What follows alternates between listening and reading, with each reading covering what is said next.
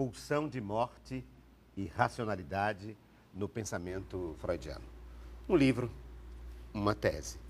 Uma tese da nossa dialogadora de hoje, que é doutora em filosofia, professora do curso de filosofia, inclusive de pós-graduação em filosofia da Universidade Federal do Ceará. É ela, a professora, autora desse livro, a nossa dialogadora, a professora Maria Aparecida de Paiva Montenegro. É ela mesmo. Minha amiga, tudo bem?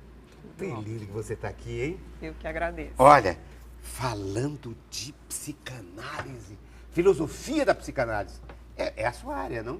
Eu acho que você se dividiria em duas áreas, a filosofia da psicanálise e a filosofia antiga, sobretudo Platão? Sim, sim.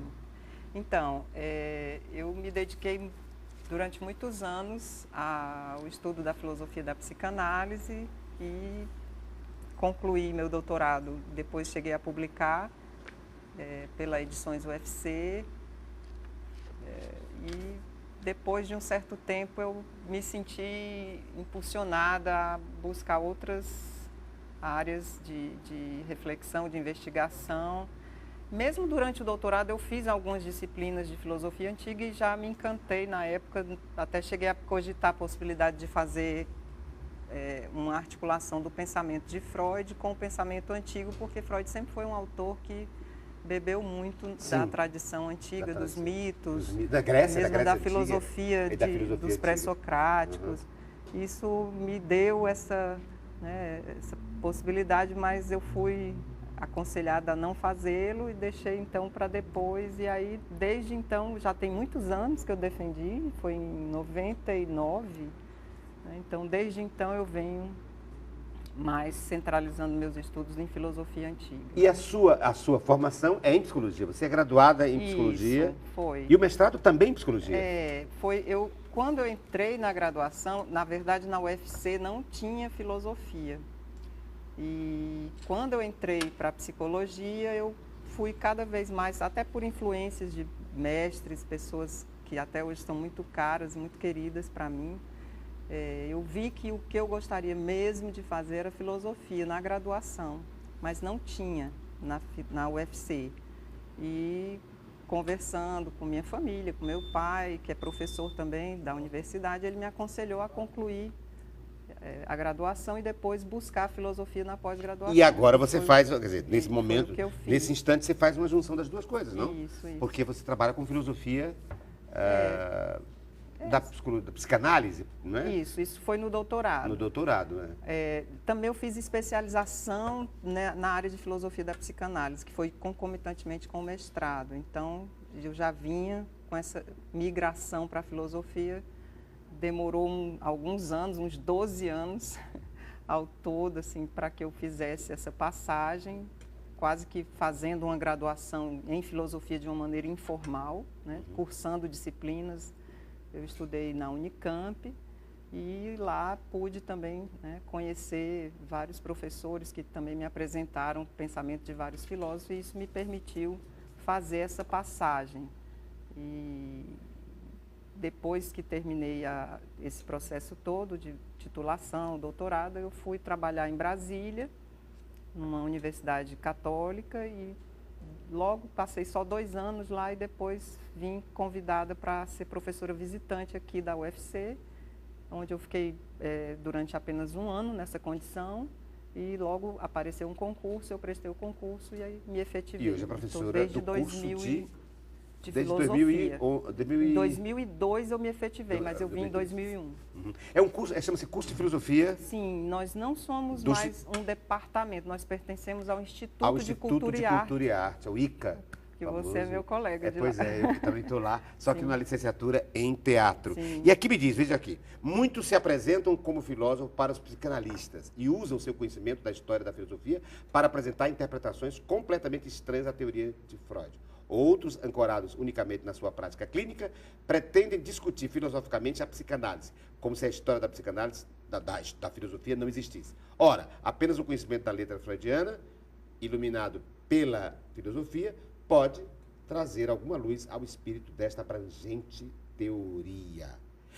Eu estou lendo isso aqui para que para que ela sirva de introdução, há uma explicação que eu peço que você dê sobre a abordagem mesmo dessa filosofia da psicologia, da psicanálise. Quer dizer, seria percorrer o mundo da história da filosofia na linguagem, na fala, enfim. Eu fico imaginando, a psicanálise é tão baseada na fala, na linguagem, né?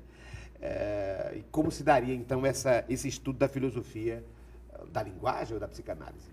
Pois é, na verdade, a filosofia da psicanálise tenta tratar das teorias psicanalíticas, no caso meu foi restrita a Freud, né, mas há também muitas investigações que abordam outros autores, como Lacan, o Bion, Melanie Klein, mas o meu estudo foi... Freud. Foi restrito. Uma freudiana. Uma freudiana. E o Freud, entendido em que medida o que ele traz, de certo modo, pode dialogar com a filosofia. Ele sempre deixou muito claro que a obra dele, o que ele propõe, a psicanálise que ele inaugura, não pode ser pensada como uma visão de mundo, que geralmente é o que uma escola filosófica faz, claro. Então, estudar uma mentalidade, né? Não é uma visão de mundo, uma Weltanschauung, né, que seria o termo que ele usa em alemão, mas, de qualquer maneira, ele traz muita possibilidade de se pensar a cultura, não só o modo como a psicanálise atua na clínica, sim. mas também em que medida o que ele trouxe, as reflexões que ele propõe, podem iluminar a nossa vida na cultura, o modo como os mitos, ou o modo como a religião, por exemplo, que papel ela ocupa na nossa vida. A sexualidade, né? Claro. A sexualidade, que é a base dele. Exato. Então, é um tipo de abordagem que se distancia digamos, da aplicação da psicanálise na clínica, mas que aborda a psicanálise vista na sua empresa. O que é que ela traz, inclusive, de provocação para a filosofia, que é, digamos, supor um motor, né, das ações humanas que seria inconsciente, né? E esse inconsciente não só como do ponto de vista adjetivo, qualitativo, algo que eu não estou pensando agora, mas o inconsciente no sentido forte mesmo de uma instância, né? No sentido de um substantivo. Ele é uma instância mental que é um motor, né? Que faz com que nós hajamos como nós agimos, né? Que faça com que nós desejemos como nós desejamos, enfim. Esse primeiro motor que os filósofos tanto buscam nas várias escolas, no Freud, esse motor seria o inconsciente, né? E isso, de certa maneira, é uma provocação aos filósofos, né? Que não trabalham com essa concepção, embora em alguns pensadores essa noção inconsciente como adjetivo, né, como uma qualidade dos estados mentais já apareça, mas nesse sentido substantivo de uma instância, isso é algo que o Freud traz. Uma instância propulsora, né? Isso. Definidora, basilar. Isso. Mas dentro desse escopo da teoria de Freud, há vários temas, né? Nós falamos aqui sobre, eu estou vendo aqui, você tem sobre narcisismo, enfim, sobre... O meu mestrado foi sobre o narcisismo, né? Na verdade... Sobre outras pulsões, enfim, mas sobre a sexualidade, a interpretação dos sonhos, enfim, são valores freudianos, mas eu estou vendo, claro, pelo livro e pelo título da tese, que você se centra na pulsão de morte, no conceito de pulsão de morte. Sim, como eu estava dizendo, no mestrado eu trabalhei a introdução do conceito de narcisismo, que são dois momentos na teoria freudiana que implicam uma mudança importante na compreensão dele desses motores basilares, que seriam as pulsões, né? As pulsões, enfim, é um conceito bastante difícil de definir, porque ele sempre brincava, dizia que as pulsões são a feiticeira dele, né? Assim, ele sempre primou para manter uma teoria dualista, nunca ser só uma pulsão. E quando ele introduz o conceito de narcisismo, a pulsão que antes se dividia, né, em pulsão sexual e pulsão de autopreservação, ela vai se reformular, né, ou ser reformulada e ser pensada como pulsão do eu, pulsão do próprio eu, e a pulsão para o mundo, para os objetos do mundo. E isso abalou um pouco esse dualismo.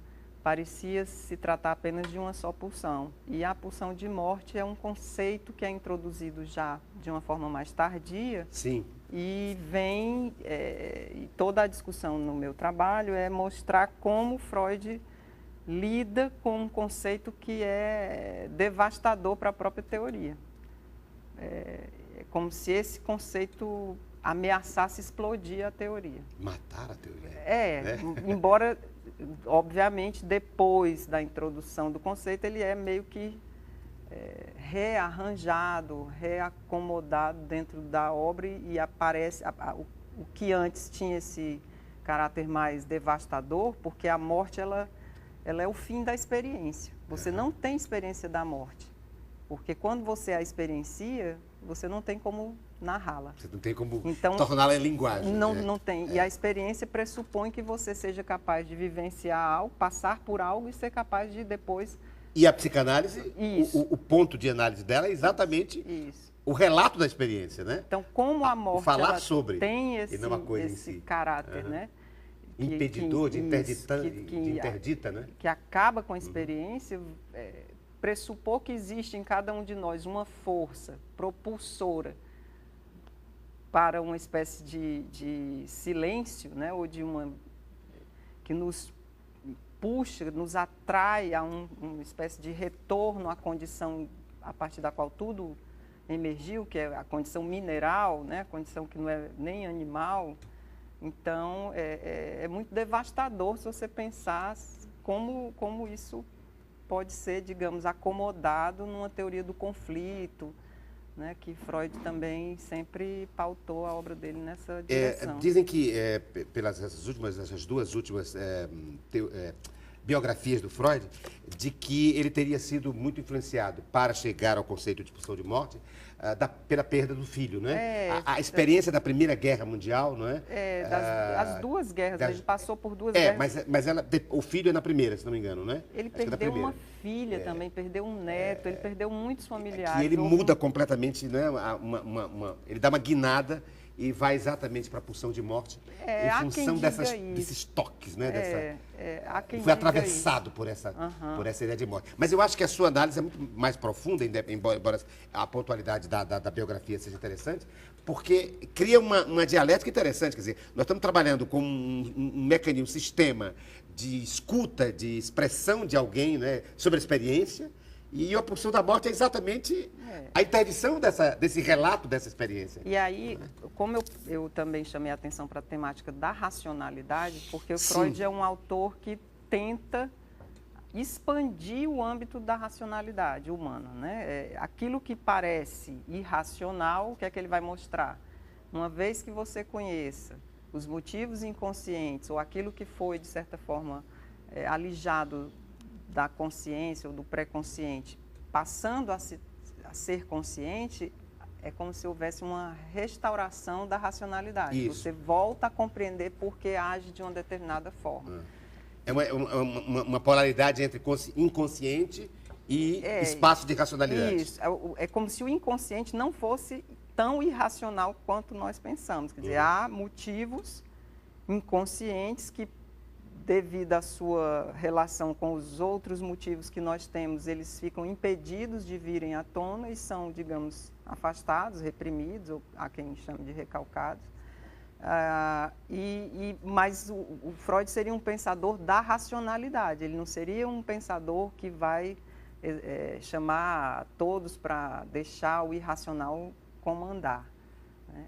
Porém, com a pulsão de morte, esse espectro da racionalidade fica também comprometido, exatamente porque não há experiência. porque não há o que dizer sobre a morte, né? Então, como que você vai dar racionalidade a algo que sai desse âmbito, entende? Então, o meu trabalho é sobre isso. Sobre isso. Pulsão de morte e racionalidade. Isso. Tentar mostrar, você dizia? Tentar mostrar como ele vai responder a isso que ele coloca na própria teoria, que é quase que se ele implodisse a teoria nesse movimento de tornar racional o irracional. Mas como é que você vai tornar a morte racional? Então, é uma questão, né? Olha, mas tem outra questão aqui que eu estou interessante. E um outro objeto que a professora Maria Aparecida nos trouxe, Maria Aparecida Montenegro, que é Nelson Rodrigues. Olha, um livro do Nelson Rodrigues. E aqui eu vou comparar os dois. Olha aqui. Não compare, não. Pois é. Não, eu comparo porque um foi, digamos, crítico do outro, não é? O Nelson era extremamente rodriguiano, claro, mas é muito freudiano, mas se contrapunha muito ao Nelson, ao Freud. E esse ato falho aqui é proposital, deve ser, né? Do inconsciente. Cada vez que eu quero falar de que o Nelson é freudiano, eu digo que ele é rodriguiano. Quando quero falar de que o outro é freudiano, eu digo que é rodriguiano. Por quê? Porque apesar de uma certa militância contrária a Freud, Nelson Rodrigues é tão freudiano, né? Claro. Inclusive, fala de uma coisa, aí tem a ver com a sua tese, ele fala de que o homem, numa das suas confissões, que eu acho, inclusive, que está nesse livro, A Cabra Vadia, que você me trouxe para pautar o encontro, ele nos fala, Nelson Rodrigues nos fala, de que o homem não teria um instinto de preservação, mas que o homem teria exatamente o instinto da morte. Ele era um fascinado pela morte, né? Nelson, embora a morte para ele seja completamente esteticizada, né? Sim, ele tem uma estética ritualizada da morte, e estetizada. E ele ama funerais, ele sempre exacerba muito, assim, quando alguém a peça falecida, né? Toda em cima do desejo que ela tem de ter um funeral compensatório da sua vida. Toda a vida dela que foi insignificante, mas o funeral não pode ser insignificante. Então tem que ser com um cavalo, né? Com cavalos levando o esquife de penacho, né? Então ele faz toda uma estética aí do cavalo com penacho. E ele sempre foi muito fascinado por enterros, por velórios. E ele diz, o único rosto verdadeiro é o do morto. Isso. Eu gosto muito das coisas que ele fala também, assim. O rosto do morto não mente. E a primeira coisa que ele como jornalista, sempre também chamava a atenção, ele adorava ir a velório, né? Para ver, às vezes, de uma celebridade, alguém. Ele disse, olhe para a viúva. Né? Porque a viúva exatamente está encenando. Ele vai exatamente atrás desse teatro também diante da morte. Ele dizia, uma viúva não pode nem sentar. A viúva tem que ficar em pé. Isso. Não é? Mas aí toda viúva deve ser inconsolável. Isso, não pois faz Porque parte. A mulher pode trair as pessoas, não é só a mulher, mas ele dizia em relação à mulher, pode trair todos, menos o morto. Isso. Né? Não pode trair o morto, né? Mas enfim, eu dizia que o Nelson, eu estava me lembrando de uma frase, eu queria contrapor uma coisa à outra e queria que você comentasse. O Nelson dizia isso, que nós não temos um instinto de preservação, que o homem tem uma espécie de instinto de autodestruição, de destruição das coisas. Ele tem, na verdade, um instinto de morte. Isso não se contraporia ao Freud, né? É porque não é só né? Não é só um movimento na direção da... Não, se contraporia ao senso comum que eu estou falando. Sim, de que o homem tem um senso de preservação, de sobrevivência, etc. Ao mesmo tempo... Nisso ele é extremamente freudiano, né, o Nelson?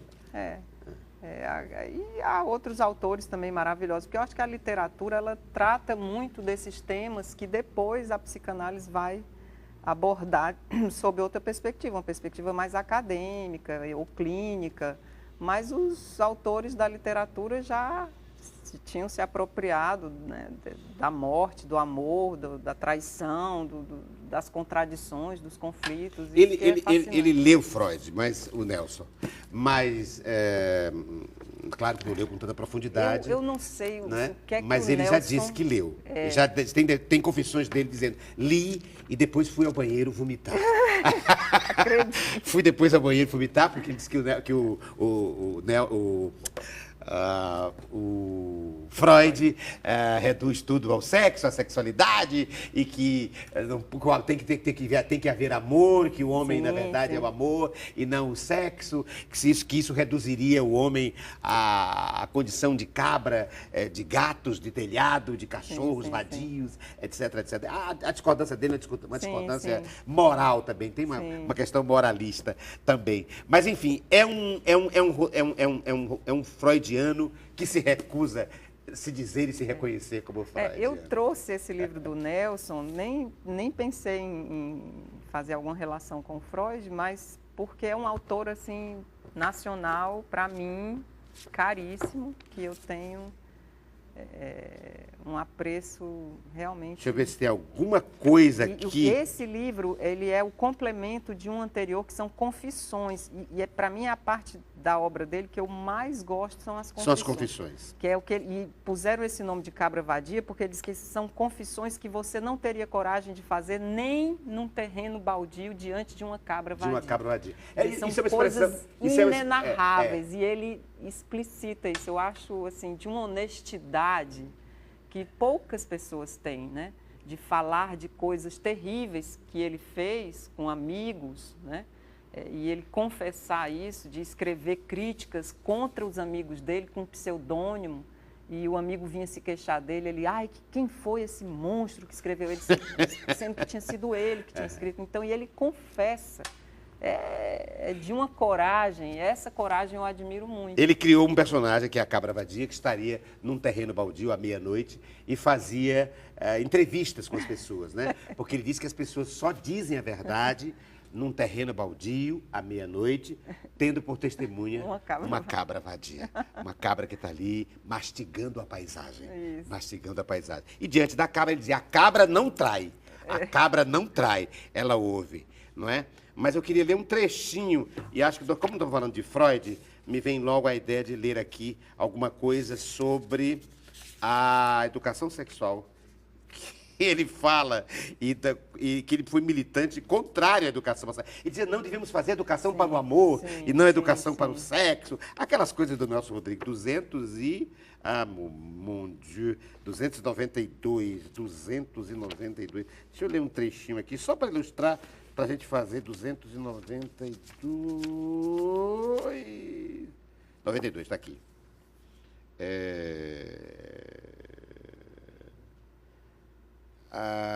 Durante cerca de 2 horas desfilou a sua história, ou melhor dizendo, a história de sua filha. É uma menina de 8 anos, linda, linda, de olhos azuis. Digo olhos azuis, já não sei se ele falou de olhos azuis. Matriculou a menina num colégio religioso, o melhor, o mais caro de São Paulo. Afirmou, sou católico, praticante. Quase o interrompi para dizer-lhe que no Brasil o verdadeiro católico é um ser em solidão total. É maravilhoso. Aí o pai baixou a voz, disse, mas eu não sou católico para frente. Aqui é o reacionário, né? Reagindo aqui em relação ele dizia que era reacionário, ele reagia contra tudo que não presta. Tudo que não presta, segundo ele, né? Segundo ele, que não presta, né? Porque é engraçado, ele é eu costumo dizer, a minha dissertação de mestrado é sobre o Nelson. Na Universidade de Brasília.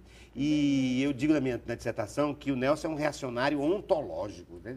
Quer dizer, não é só antológico, é ontológico, no sentido de que descrente do ser humano, sabe? Descrente da capacidade do ser humano de... Ele diz assim, o homem quer ser Deus, mas fracassou. O homem fracassou. Ele dizia que em todos os túmulos deveria estar escrito, aqui jaz o homem que fracassou. Hein? Eu não sei, eu vejo ele também muito doce. Sim. Ele é ambíguo, né? Muito ambíguo e muito corajoso, porque eu vejo essa coragem dele de ser contra digamos, uma vertente de pensamento que domina todos os intelectuais, e ele tem coragem de não... De se posicionar contra. Isso eu acho. E foi amigo, ele era um homem que, de certa forma, apoiou a ditadura num determinado momento, depois rompeu, mas tinha amigos de esquerda, né? Sim, E depois, depois a favor de amigos de esquerda, enfim. É uma figura controversa, realmente, o nosso Nelson Rodrigues, tanto quanto Freud, né? Mas, enfim, ou até mais, hein? Até mais. Acho que o Freud foi se construindo e se constituindo, e o Nelson, acho que já nasceu Freud, já nasceu freudiano, né?